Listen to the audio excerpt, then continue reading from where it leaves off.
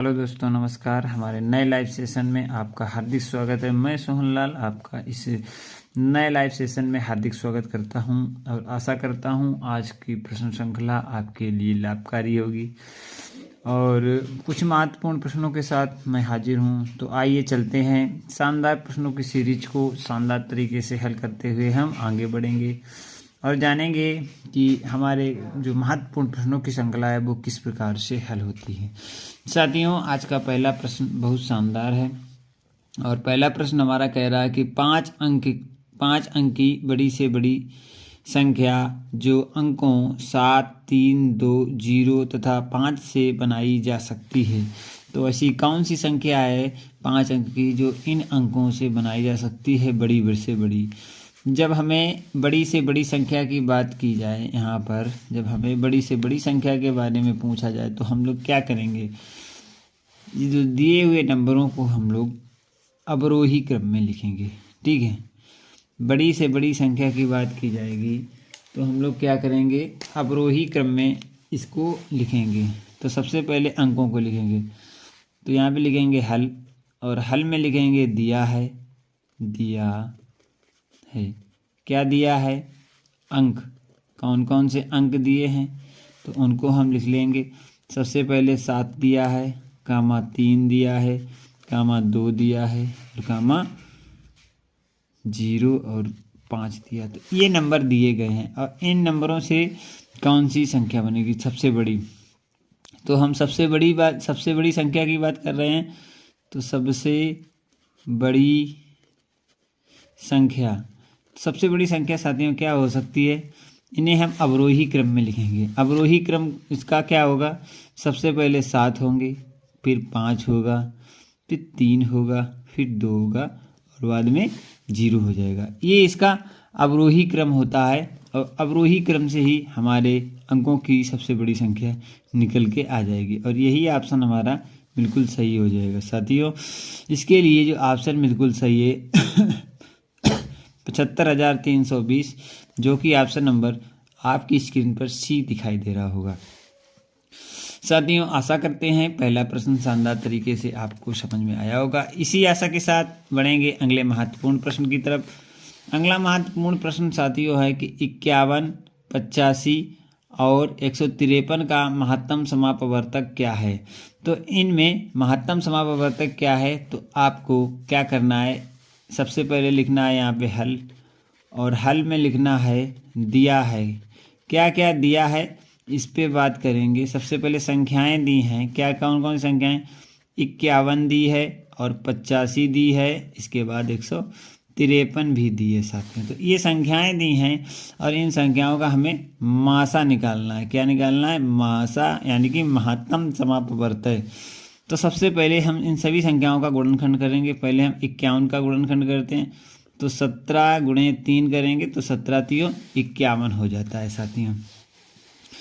इसके बाद हम 85 का गुणनखंड करेंगे, तो 85 का गुणनखंड करने के लिए हमें ये 17 के पाड़े में आता है, 5 बार जाएगा। और इसी प्रकार से हम 153 का करेंगे, 153 का साथियों।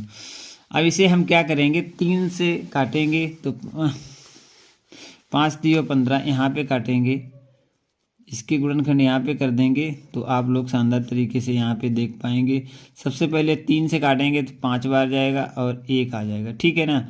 अब 51 के यहाँ पे दिए हैं, 51 के पहले ही दिए, 3 गुणे 3 और गुणे 17 हो जाएंगे। तो यहाँ पे आप देखेंगे कि जो सभी में कॉमन गुणनखंड होता है, ठीक है, उसी को हम मासा कहते हैं। मासा को इंग्लिश में कहते हैं कॉमन फ्रैक्शन। तो यहाँ पे highest HIGHT highest COMM Vijay Yadav, आपका बहुत बहुत स्वागत है। कॉमन फ्रैक्शंस, ठीक है, फ्रैक्शन।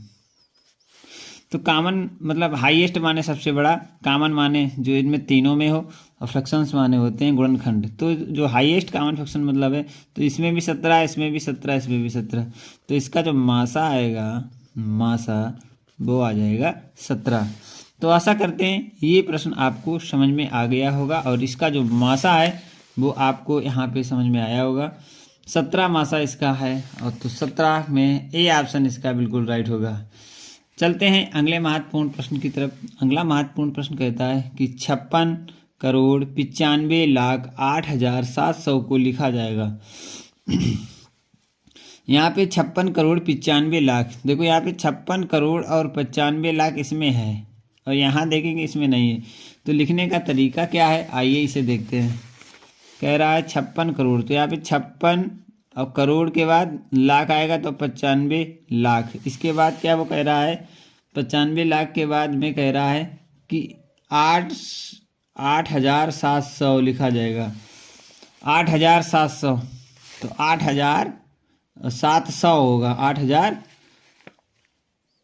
8,007 को लिखा जाएगा। तो 8,007 क्या होता है 8,007, इस प्रकार से हम 8,007 लिखते हैं। अब इसे देखेंगे, देखो 8,007 हमने लिख लिया, ये 56 लिख लिया। अब ये क्या करोड़ है देखना, इकाई दहाई सैकड़ा हजार 10,000 लाख 10 लाख करोड़, 1 करोड़ है।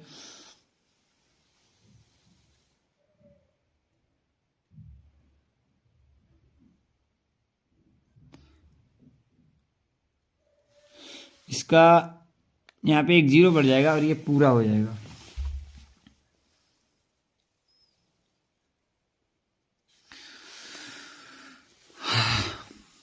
चलते हैं अगले महत्वपूर्ण प्रश्न की तरफ।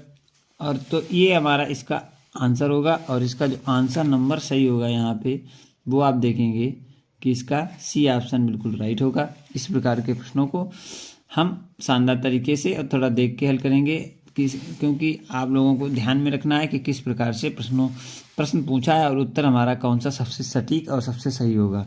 चलते हैं अगले महत्वपूर्ण प्रश्न की तरफ। अगला महत्वपूर्ण प्रश्न क्या है 2,57,304 में स्थानीय मान 7 का स्थानीय मान क्या है। देखो 7 यहाँ पे इकाई दाई सैकड़ा हजार में स्थान पर है, तो इसका स्थानीय मान जो होगा वो 7,000 हो जाएगा। 7,000 हमारा डी ऑप्शन है। तो ये प्रश्न भी आप लोगों ने अच्छी तरीके से समझ पाया होगा। चलते हैं अगले महत्वपूर्ण प्रश्न की तरफ।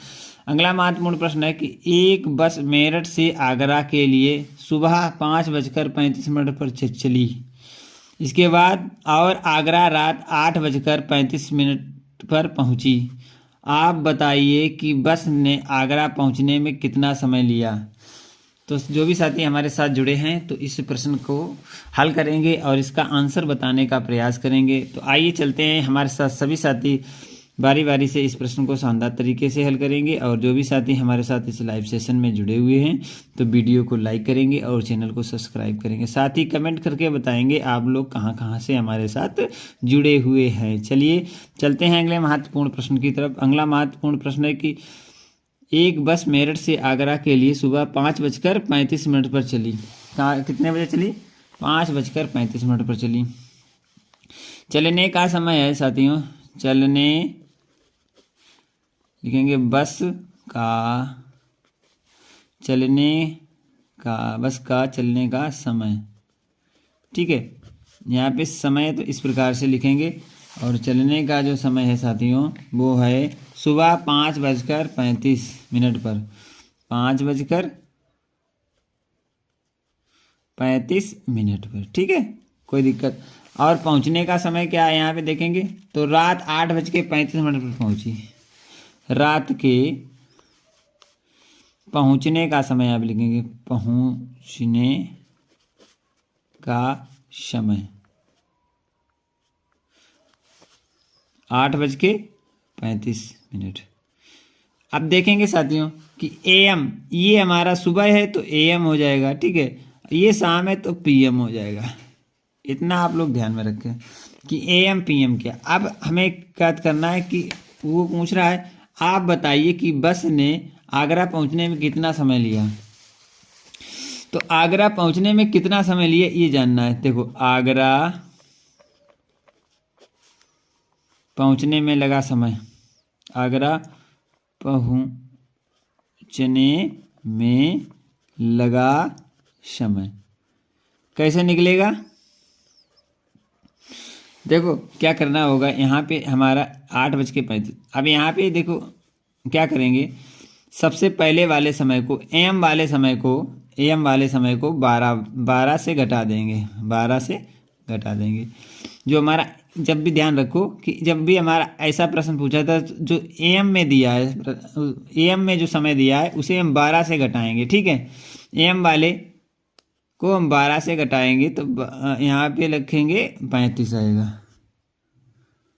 अजय मौर्य जी आपका स्वागत है। यहाँ पे हम क्या करेंगे, 12 से एम वाले टाइम को घटा देंगे। ठीक है, तो घटाइए।